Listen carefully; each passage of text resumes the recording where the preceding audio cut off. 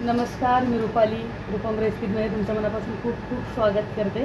उन्हाळा सुरू झाली की आपल्या लेडीजची तयारी असते उन्हाळी वाळवणे बनवण्याची. अगदी वेगवेगळ्या प्रकारचे आपण उन्हाळी वाळवण बनवतो. तर आज मी तुमच्यासाठी अगदी वेगळे पापड घेऊन आलेले आहे. पालक पापड अगदी खुसखुशीत आणि चटपटीत असे पापड लागतात. चला मग बनवायला सुरुवात करूया. अगदी सोपी रेसिपी आहे.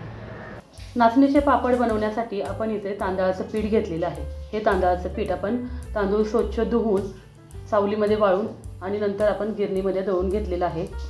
एक अर्धी गड्डी आपण पालकची पेस्ट करून घेतलेली आहे. एक चमचा आपण घेतलेला आहे पापड खार. एक चमचा आपण मीठ घेतलेला आहे. एक चमचा आपण घ्यायचा आहे लसणाची पेस्ट. एक चमचा आपण घ्यायची आहे जाडसर वाटलेली हिरवी मिरची. पाव चमचा आपण घेतलेला आहे हिंग. 1.5 ते 2 चमचे घ्यायचं आहे पांढरे तीळ. 1.5 चमचा आपण घेतलेली आहे जिरे पावडर आणि जसं लागेल तसं आपण पाणी घेणार आहे. तर सुरुवातीला 1 लिटर मी पाणी गरम करण्यासाठी ठेवलेलं आहे. तांदळाचा अंदाज घ्यायचा आहे, म्हणजे तुमचा तांदूळ जर जुना असेल तर पाणी जास्त प्रमाणात लागतं. मी अर्धा किलो तांदळाच्या पिठासाठी 1 लिटर पाणी गरम करण्यासाठी ठेवलेलं आहे. आता पाण्याला छान उकळी आणून द्यायची आहे. पाण्याला उकळी आल्यानंतर त्याच्यामधलं 1 ग्लास पाणी आपल्याला काढून घ्यायचं आहे. नंतरने आपल्याला पीठ शिजवायचं असतं त्यावेळेस पाणी टाकायला लागतं ना गरम, ते आपण असं साईडला काढून ठेवायचं आहे. आता यामध्ये आपण 1 चमचाभर मीठ घातलेलं आहे. 1 चमचाभर जाडसर वाटलेली हिरवी मिरची. मिरचीचं प्रमाण तुमच्या आवडीनुसार तुम्ही ठेवू शकता, पण 1 चमचा पुरेसं होतं. 1.5 चमचा आपण जिरेपूड घातलेली आहे. पाऊण चमचा हिंग. 1 चमचा लसूण पेस्ट. लसूण पेस्ट ऑप्शनल आहे, तुम्ही लसूण खात नसाल तर नाही घातलं तरी चालेल. परत एकदा पाण्याला छान उकळी आणून देऊयात. आता ह्याच्यामध्ये आपण घालायची आहे पालकची पेस्ट. पालकची पेस्ट आपण नंतर घालायची आहे. पालकची पेस्ट घातल्यानंतर पाण्याला उकळी आणून द्यायची नाही आहे. पापड खार घालायचं आहे.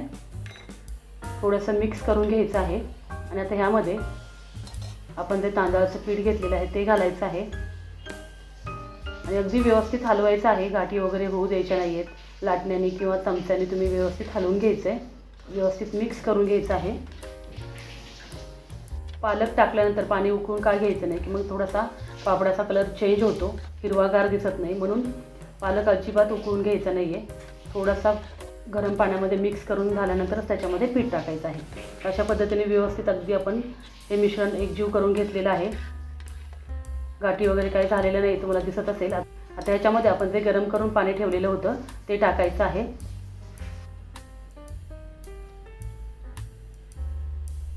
गॅस मंद करायचा आहे आणि 10 ते 12 मिनटं असंच झाकून ठेवायचं आहे. 10-12 मिनटं झालेली आहेत. तुम्हाला दिसत असेल अगदी छान वाफ आलेली आहे. आता परत एकदा हे मिश्रण छान व्यवस्थित मिक्स करून घ्यायचं आहे.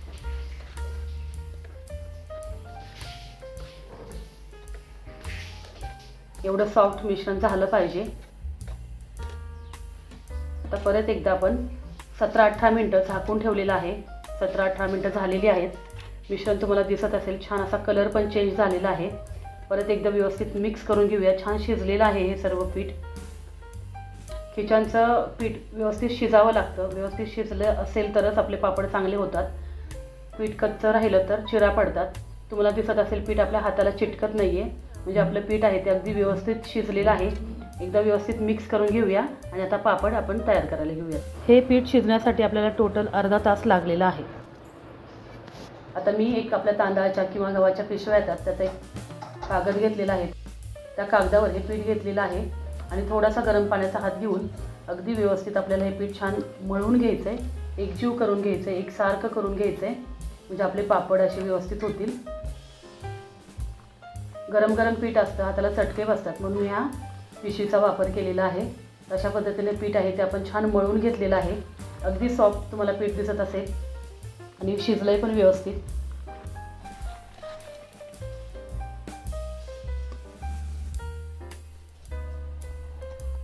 आता थोडंसं डिंकाचं पाणी मी घेतलेलं आहे. त्या डिंकाच्या पाण्याचा हात घेणार आहे.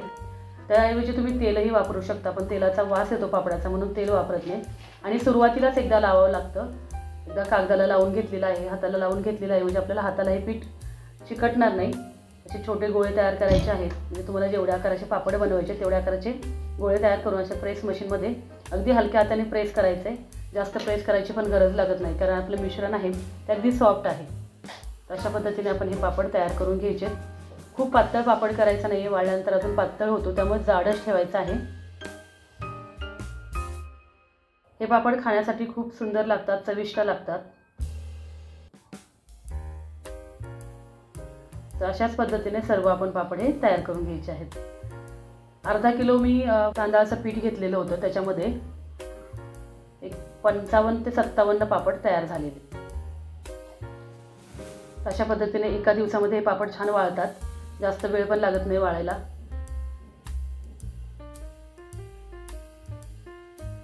तर मस्त असे आपले पालकचे पापड तयार झालेले आहेत. कलर किती छान हिरवागार आलेला आहे, तुम्हाला दिसत असेल. आता तळून पाहूयात. तेल गरम झालं की पापड त्याच्यामध्ये टाकलेला आहे मी, आणि तुम्हाला दिसत असेल किती छान फुलतोय. मस्त असा साईज पण किती छान मोठी झालेली आहे. अगदी खुसखुशीत असा हा पापड तयार होतो. तुम्ही पाहू शकाल की साईज एवढी छोटी आहे आणि फुलून किती मोठा झालेला आहे. मच्छी पापडाची रेसिपी तुम्हाला कशी वाटली मला कमेंट करून नक्की कळवा, आणि नक्की या उन्हाळ्यामध्ये ट्राय करा. आणि तुम्ही अजून चॅनलवर नवीन असाल तर नक्की सबस्क्राईब करून शेजारील बेल आयकॉन दाबायला विसरू नका. चला मग भेटूया अशा छान छान रेसिपी घेऊन पुढील भागामध्ये.